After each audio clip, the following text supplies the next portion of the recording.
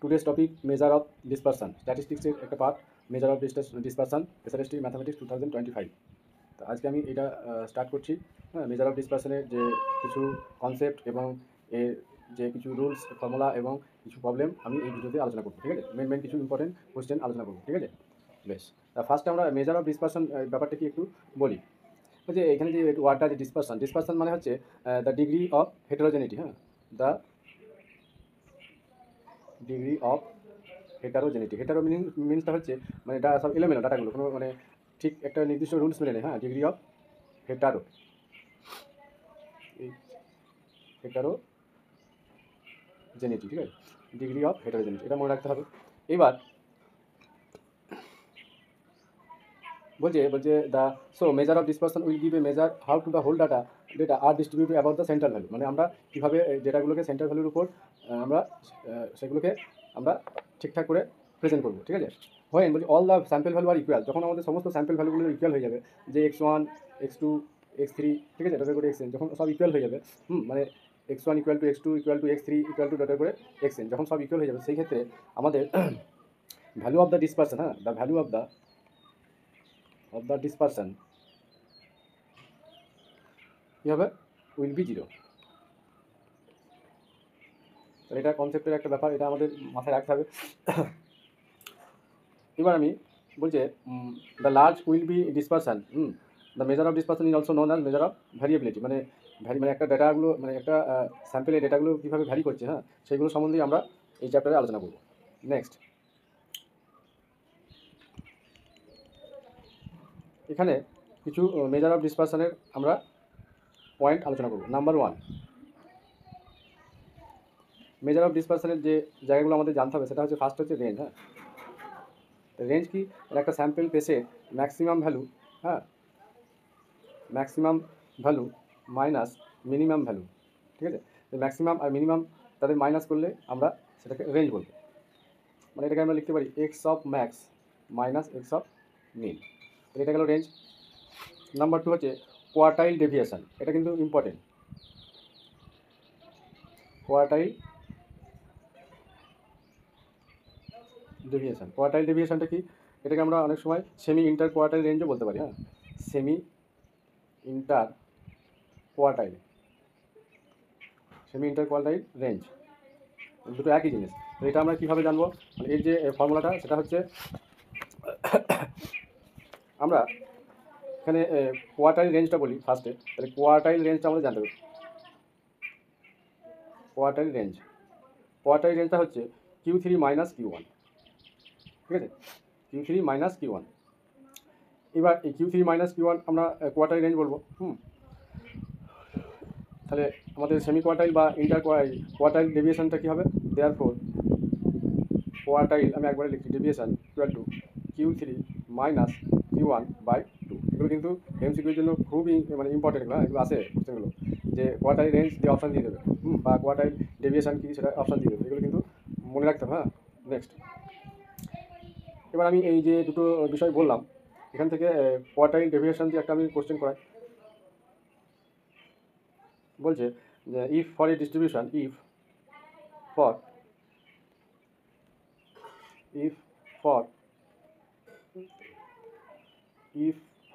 a distribution first and third quartile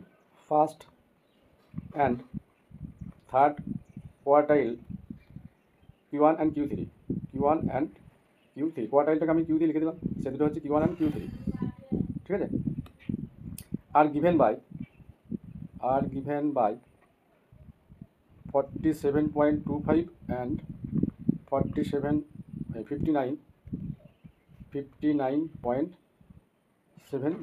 ঠিক আছে। তাহলে এখানে আমাদের কোয়ার্টাইল ডেভিয়েশনটা কী হবে জানতে চাইছে। সলিউশন, আমরা ফর্মুলাটা অ্যাপ্লাই করব। কোয়ার্টাইল ডেভিয়েশনের ফর্মুলা হচ্ছে, এটা কিন্তু standard deviation, quartile deviation equal to Q3 minus Q1 by 2। তাহলে এটা Q3 হচ্ছে 59.70 মাইনাস 47.25, এটা বলা আছে। Q1 এটা আর Q3 হচ্ছে এটা বাই 2, তাহলে এটা কী পাবো 6.22, ঠিক আছে, এটা অ্যান্সার। নেক্সট, এবার আমরা রেঞ্জের ব্যাপারটা বলি। কোশ্চেন নাম্বার 2,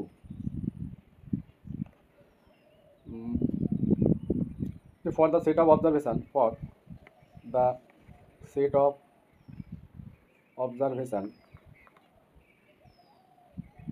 15, 17,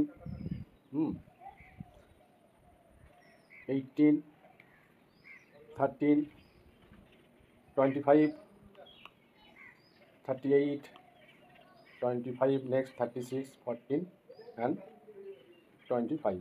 তাহলে এক্ষেত্রে আমাদের রেঞ্জটা কী হবে? হ্যাঁ, তারপর রেঞ্জ, তাহলে এইভাবে রেঞ্জটা আমাদের বাজাতে হবে, যেটা দেওয়া আছে কোশ্চেনটা। তাহলে এদের মধ্যে আমরা কী দেখতে পাচ্ছি, ম্যাক্সিমাম ভ্যালু, রেঞ্জ মানে বলেছিলাম ম্যাক্সিমাম, মানে অবজারভেশনগুলোতে ম্যাক্সিমাম যেটা হবে সেখান থেকে আমরা মিনিমামটা বাদ দেবো। তাহলে ম্যাক্সিমাম এখানে 38, ঠিক আছে, আর মিনিমাম হচ্ছে 13, তাহলে 38 মাইনাস 13, তাহলে কত পাবো? 25 হয়ে গেল। নেক্সট এরপর আমরা দেখব যে কোএফিসিয়েন্ট অফ রেঞ্জ। হ্যাঁ, coefficient of range, coefficient of range,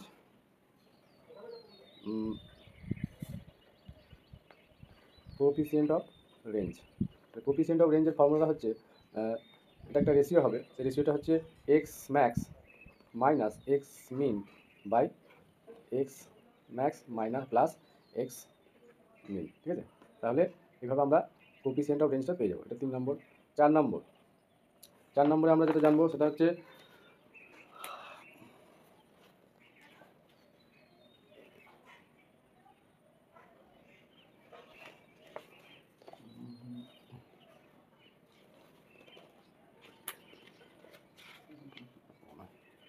কিছু থিওরাম আছে, সেই থিওরামের স্টেটমেন্টগুলো আমি বলে যাচ্ছি। হ্যাঁ, বলছে for a set of observation, for a set of theorem, for a set of observation mean deviation, ঠিক আছে, মিন ডেভিয়েশন ইজ বলছে মিনিমাম হবে, ইজ মিনিমাম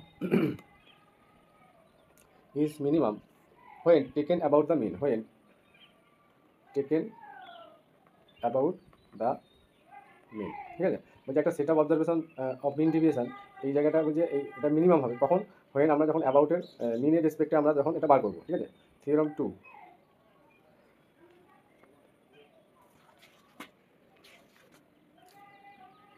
বলছে স্ট্যান্ডার্ড ডেভিয়েশন, হ্যাঁ, স্ট্যান্ডার্ড ডেভিয়েশন ইজ ইন্ডিপেন্ডেন্ট,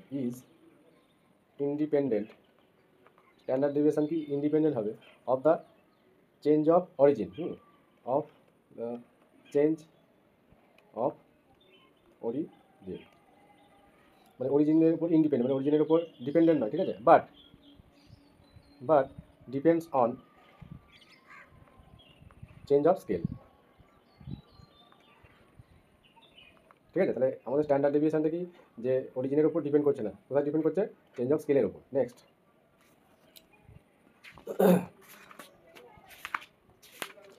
আমি এখানে মিন ডিভিয়েশনের কিছু মেরিটস এবং ডিমেরিটসের কথা বলি।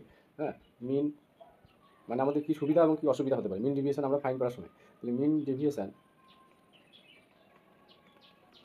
ডিভিয়েশনের ছোটো ছোটো জায়গাগুলো মেরিটসের আমি ইম্পর্টেন্ট দুটো পয়েন্ট বলছি।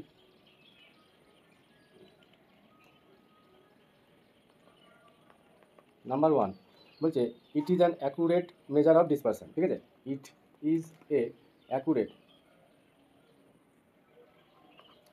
Measure of dispersion. আর আমরা যে মেজার অফ ডিসপারশন করছি চ্যাপ্টারটা,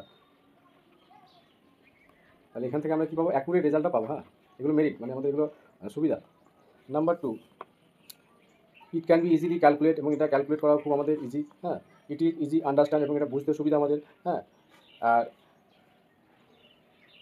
এখানে ডেভিয়েশনের ক্ষেত্রে have the same weights as those of the sample values, ঠিক আছে। এগুলো হচ্ছে মেরিটের ব্যাপার, আমি এই পয়েন্টটা একটু ইম্পর্টেন্ট বেশি। আর ডিমেরিটস কি, একটা ডিমেরিটসও থাকবে, ঠিক আছে। ডিমেরিটসের মধ্যে মেন যেটা হচ্ছে, ইট ইজ নট স্যাটিসফ্যাক্টরি, হ্যাঁ, measure for a skew distribution, যেগুলো স্কিউ টাইপের ডিস্ট্রিবিউশন, সিমেট্রিক টাইপের নয়, ঠিক আছে। মানে সেখানে আমাদের সমস্যা হবে। বলছে it is not satisfactory, 1 number point, it is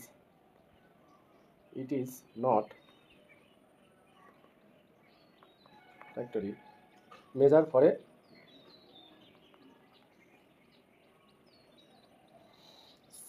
skewed distribution, ঠিক আছে। স্কিউ ডিস্ট্রিবিউশনের ক্ষেত্রে এগুলো আমাদের অসুবিধাজনক, মানে তাদের ভ্যালু ক্যালকুলেট করা। Number 2 demerit set number 2 point বলছি, it is not capable of algebraic treatment, ঠিক আছে। It is not capable for algebraic treatment, মানে অ্যালজেব্রিক যে আমরা অপারেশনগুলো করি সেই ক্ষেত্রে এটা অ্যাপ্লিকেবল খুব একটা নয়। আর একটু ইট is not satisfactory if taken about the mode, ঠিক আছে, আমরা মোডের রেসপেক্টেও এগুলো বার করতে পারবো না। নেক্সট,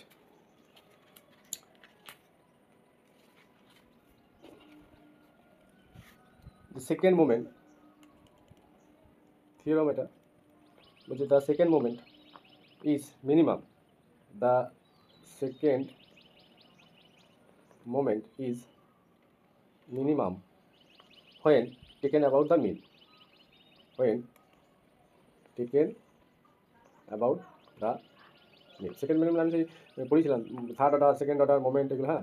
তাহলে এটা মিনিমাম কখন হবে, যখন আমরা অ্যাবাউট মিনের রেসপেক্টে করবো। তাহলে এখানে সেকেন্ড অর্ডার করে দিই, হ্যাঁ, সেকেন্ড অর্ডার মোমেন্ট। আর এটাকে আমরা এইভাবে বলতে পারি or root mean square deviation, root mean square deviation. অঙ্কে আমি আসবো, হ্যাঁ, এগুলো একটু বলে যাওয়ার প্রয়োজন আছে। Is minimum when taken about the arithmetic mean, when taken about the arithmetic mean, ঠিক আছে। মিন আর অ্যারিথমেটিক মিন এখানে একই ব্যাপার, হ্যাঁ, আমি এখানে লিখে দিলাম, এখানে মিন আর অ্যারিথমেটিক মিন একই জিনিস। এবার এখানে একটা নোটবুক আছে, সেটা হচ্ছে বলছে ফর এনি ডিসক্রিট ডিস্ট্রিবিউশন, হ্যাঁ, ফর এনি ডিসক্রিট, হ্যাঁ, discrete distribution, for any discrete distribution, standard deviation is not less than মানে এরকম টাইপের, it not less than the mean deviation from its mean, the mean deviation from its mean, ঠিক আছে। তো এটা একটা আমাদের থিওরামের স্টেটমেন্ট।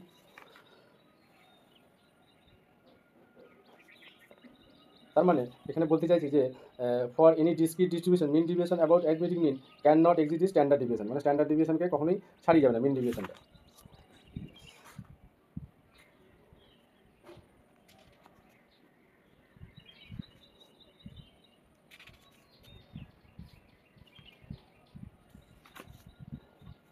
এবার আমরা পড়বো সেটা হচ্ছে কোএফিসিয়েন্ট অফ কোয়ার্টাইল ডেভিয়েশন। এটা মানে খুবই ইম্পর্টেন্ট, আমার মনে হচ্ছে এই ধরনের কোশ্চেন একটা আসতে পারে। এবার কোয়ার্টাইল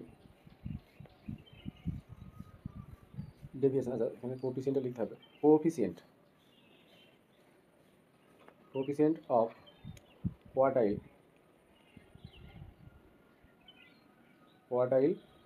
ডেভিয়েশন, ঠিক আছে। তাহলে কোএফিসিয়েন্ট অফ কোয়ার্টাইল ডেভিয়েশনের ফর্মুলাটা হবে Q3 minus Q1 by Q3 plus Q1 into 100, ঠিক আছে। এটা হচ্ছে কোএফিসিয়েন্ট অফ কোয়ার্টাইল ডেভিয়েশনের ফর্মুলা। তাহলে উপরে মাইনাস নিচে প্লাস ইন্টু 100। এবার যদি এটা নোটবুক সিমেট্রিক্যাল, হ্যাঁ, ডিস্ট্রিবিউশন হয়, হ্যাঁ, সিমেট্রিক ডিস্ট্রিবিউশনের ক্ষেত্রে for symmetric distribution it is defined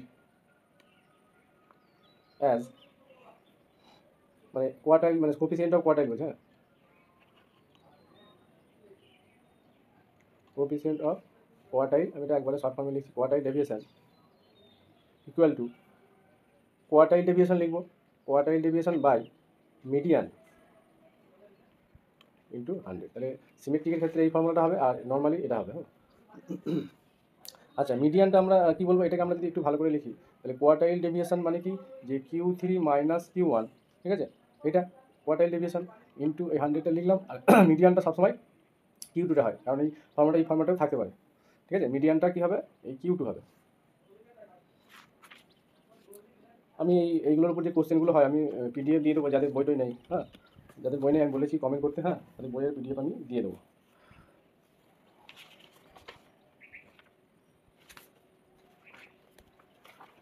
এই গেল মোটামুটি থিওরি কনসেপ্ট। এবার আমি বাকি যে সমস্ত কিছু ইয়ে ছিল সেগুলো আগের ভিডিওতে সব বলা হয়েছে, এবার কিছু কোশ্চেন নিয়ে আলোচনা করছি, ঠিক আছে?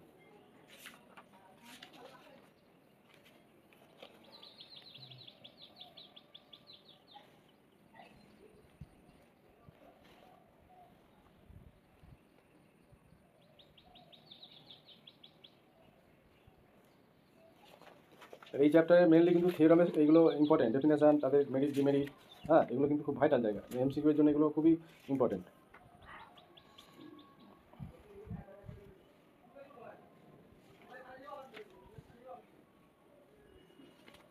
এই চ্যাপ্টারে কোশ্চেন মোটামুটি পড়ানো হয়, হ্যাঁ, থিওরামের জায়গাগুলো বলা হয় না, সেই জন্য আমি চ্যাপ্টার এখানে বলে দিলাম, ঠিক আছে? এখানে আমি যা দেখছি মোটামুটি কোশ্চেন সবই পড়ানো আছে আগের ভিডিওতে, হ্যাঁ। তা এখানে আর কিছু নতুন করে কোশ্চেন আমি করাচ্ছি না। আমি আরেকটা ভিডিও আপলোড করছি, ঠিক আছে, যেটা আরও কিছু অন্য চ্যাপ্টারগুলোর উপর ডিপেন্ড করে আছে এবং ওগুলো ইম্পর্টেন্ট।